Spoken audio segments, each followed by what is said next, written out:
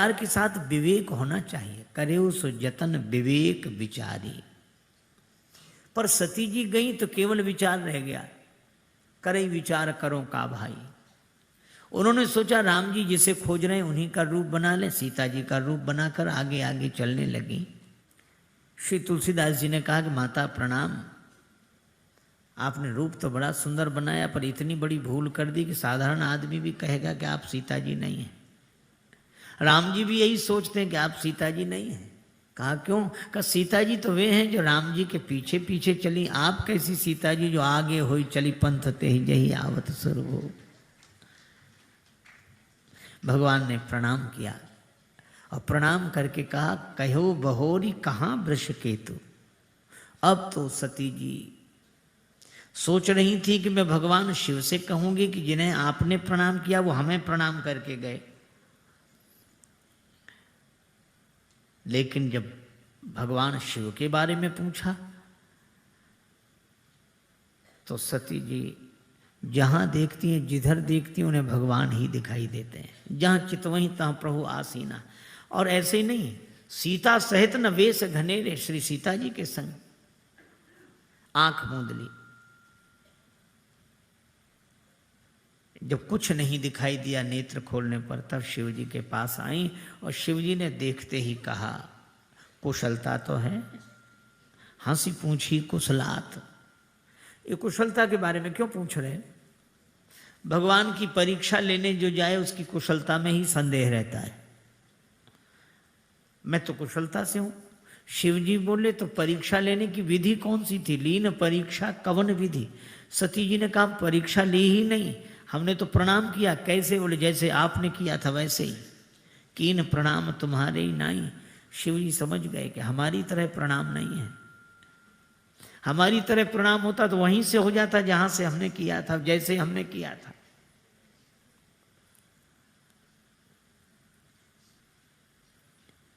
ध्यानस्थ होकर देखा, सती जो कीन चरित सब जाना। भगवान शंकर ने कुछ नहीं कहा, जान लिया। हम लोग बिना जाने कहते कि हमें सब पता है, हम जानते हैं, हम जानते हैं, पता है, और पता कुछ नहीं है। पर शिव जी जानकर भी नहीं कहते। जैसे श्री हनुमान जी के लिए लंका के लोग कहते थे, पहले तो मारहीं चरण करहीं बहु हंसी, पाद प्रहार करें, अपशब्दों का प्रयोग करें, हंसी उड़ावें। और जब हनुमान जी ने लंका जलाई तो वही लोग कहने लगे हम तो पहले ही कह रहे थे बानर रूप धरे सुर कोई। हमने पहले, हम जो कहा यह कपि नहीं होई, बानर रूप धरे सुर कोई। हम पहले ही कह रहे थे बंदर नहीं है, यह तो वानर के रूप में कोई देवता है। हनुमान जी को हंसी लगी, कब कह रहे थे ये बिना ही कहे कह रहे हैं कि हम तो कह रहे थे, हमें पता था, हम जानते थे। पर शंकर जी जानकर भी नहीं कहते। क्यों नहीं कहते? वे सती जी को दोषी नहीं मानते। बहुरी राम मायहि सिरुनावा, प्रेरी सती जही झूठ कहावा। राम जी की माया है, लेकिन राम जी को लगा माया हास, तो उन्होंने सोचा हंसी थोड़ी और बढ़ानी चाहिए। शिव जी ने तो कुछ बताया नहीं, पर चलते हुए आकाशवाणी हुई, चलत गगन भय गिरा सुहाई, जय महेश भली भगति दृढ़ाई।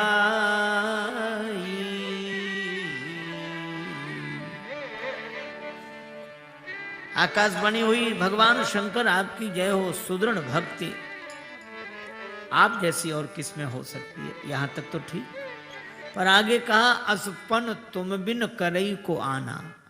आपके बिना ऐसी प्रतिज्ञा कौन कर सकता है? अब शिव जी ने प्रतिज्ञा क्या कर ली थी? शिव जी को जब कुछ नहीं सूझा तो सुमिरत राम हृदय अस आवा। राम जी का स्मरण करने में हृदय में यही आया, यही तन सती भेंट मोहि नाही, शिव संकल्प की न मन माही। क्योंकि सती कीन सीता कर बेखा, सेव और भयो विषाद विसेखा। और इसलिए उन्होंने माता की बुद्धि से सती जी को त्याग दिया। पर त्याग कहाँ किया? मन में। और अपना निश्चय किए शांति पूर्वक थे, लेकिन तब तक घोषणा हो गई कि ऐसी प्रतिज्ञा आपके बिना कौन कर सकता है। शिव जी ने कहा कि धन्य हो प्रभु, हम जैसे तैसे परिवार में शांति बना के रहें, ये अच्छा विनोद है। अब सती जी ने पूछना शुरू किया, कौन सी प्रतिज्ञा की, सच सच बताओ। अब शिव जी ने कहा कि ऐसे सच पूछ रही हैं जैसे इन्होंने सच ही बोला हो। आपने अधिकांश देखा होगा कि जो स्वयं सच नहीं बोलते वे दूसरे से सच की आशा करते। सत्य बताओ, सच बोलो, सच। ऐसे तो ईमानदार चोर भी होते हैं, चोरी करें बेईमानी से, बंटवारा ईमानदारी से। शिव जी ने कहा अद्भुत बात है, लेकिन शिव जी ने कहा कोई बात नहीं, अगर हम सत्य कहेंगे तो सती को दुख होगा, और नहीं कहेंगे तो झूठ बोलें क्या।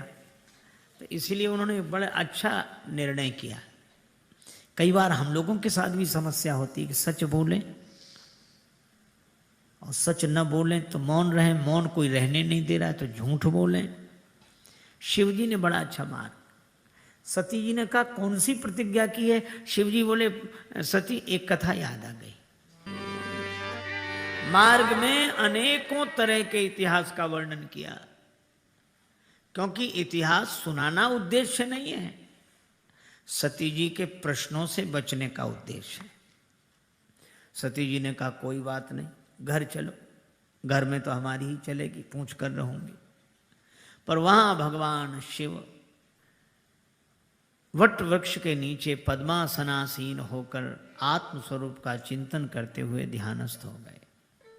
अब शिव जी की समाधि खुले तो सती कुछ पूछें।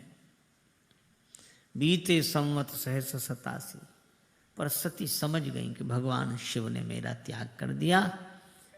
गई तो सन्मुख शंकर आसन दीना। उसी समय ये देवता जा रहे थे, महाराज प्रजापति दक्ष यज्ञ कर रहे थे। सड़क पर चलना कार मोटर की मजबूरी है, पर तो भी वो इधर उधर हो सकती है। रेलगाड़ी तो अपनी पटरी छोड़कर नहीं जा सकती, पर कार मोटर चलो, पक्की सड़क से थोड़ा नीचे बगल अगल इधर से निकल जाती है। पर हवाई जहाज को तो ज़्यादा सुविधा है, भले ही उनकी भी उनके हवाई मार्ग निश्चित हैं, लेकिन अगर थोड़ा चाहें तो घूम कर जा सकते हैं। पर हमें यह समझ में नहीं आता कि देवताओं को अपने विमान वहीं से निकालने थे जहां भगवान शंकर सती बैठे थे। यह मानव मन की एक विडंबना है, पर पीड़न रति। जिनको निमंत्रण न मिला हो, निमंत्रण जिन्हें मिला है उनके घर होकर जरूर जाते हैं, और खूब पता है कि इन्हें निमंत्रण नहीं मिला। जाकर कहेंगे निमंत्रण, चल नहीं रहे आप वहाँ। वो बेचारा सज्जनता से कहेगा कि हम नहीं जा रहे। क्यों?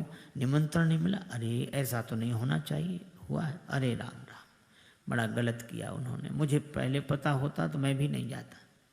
तुम कहो तो अब भी न जाए। अब ऐसा कौन कह देगा कि न जाओ? नहीं नहीं आप जाओ, जा तो रहे हैं पर मन यहीं रखा है, बड़ा दुख है। और घर से बाहर निकल कर कहेंगे बड़े खास रिश्तेदार बनते थे, वो बैठे, कोई नहीं आया निमंत्रण, हम लोग जा रहे हैं। ऐसे ये देवता निकले।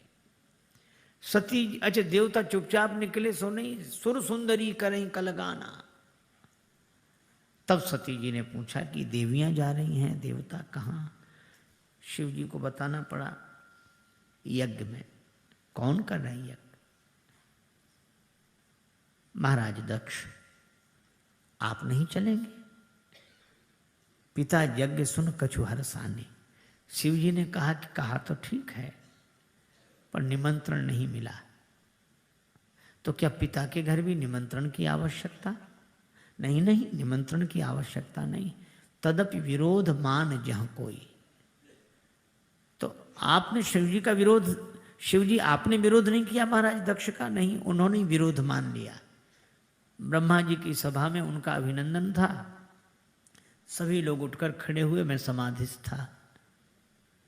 उनको लगा कि जानबूझकर इन्होंने आंख बंद कर ली है, आज तक अपमान करते हैं, मैं चली जाऊं। उचित तो नहीं है। कह देखा हर जतन बहु रहाई न दक्ष कुमार, दिए मुख्य गण संग तब विदा की न त्रिपुरारी।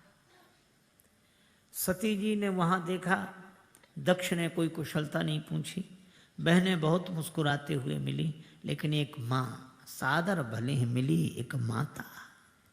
माँ तो माँ है, इतना पवित्र शब्द है यह संसार का। माँ सब में समाई है माँ, चाहे हो परमात्मा, चाहे महात्मा, चाहे आत्मा, चाहे धर्मात्मा, सब में समाई है माँ। और मुझे तो लगता है माँ तो सबकी माँ होती है, माँ तो सबकी माँ होती है। इसमें मुझको क्या कहना है? यदि कहना है तो यह कहना है कि मेरी माँ का क्या कहना है। इसलिए हमारे यहाँ वैदिक संस्कृति में मातृ देवो भव, पितृ देवो भव। पहले माता, पहले माता। एक सज्जन बोले माँ बाप में क्या फर्क है, दोनों बराबर। हमने कहा यह शब्द ही अंतर बताते हैं।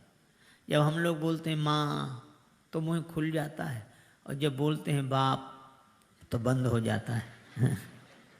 जिसके आगे बच्चे का मुंह खुल जाए, अपने हृदय की बात कह दे, वो माँ है। और जिसे देखते ही बंद हो जाए वो पिता है। पिता को देखकर शांत होकर बैठ जाता, पर माँ से मन की बात कह देता है। सादर भले ही मिली एक माता, माँ की बूढ़ी आंखों में आंसू आ गए। हृदय से लगाया, बेटी तू आ गई। कुशलता पूछी। सती जी गई यज्ञ स्थल में, कतहु न दीख शंभु कर भागा। तब चित्त में वो बात चढ़ी जो शिव जी ने कही थी। सुनो सभासद सकल मुनिंदा, कही सुनी जिन शंकर निंदा। सोफल तुरत लहव सब काहू। और ऐसा कहकर योगाग्नि में शरीर को भस्म कर दिया। शिव जी को पता लगा, वीरभद्र करी कोप पठाए। महाराज भृगु ने यज्ञ की रक्षा कर ली। भय जग विदित दक्ष गति सोई, जस कजु शंभु विमुख कह होई। पर सती जी ने शरीर छोड़ते छोड़ते वरदान मांगा, जन्म जन्म शिवपद अनुरागा। इसी कारण वे हिमांचल राज्य के यहाँ पार्वती होकर आई। माता पार्वती, आहा। अभी थी दक्ष कुमारी, अब हो गई पर्वत पुत्री अचल। ये श्रद्धा अविचल हो गई। और ऐसी अविचल श्रद्धा, वेद पुराण पर्वत है, पावन पर्वत वेद पुराण। वेद पुराणों से सम्मत श्रद्धा। और माता का नाम मैं ना, कितना सुंदर नाम है, मैं ना। यहाँ मैं है ही नहीं,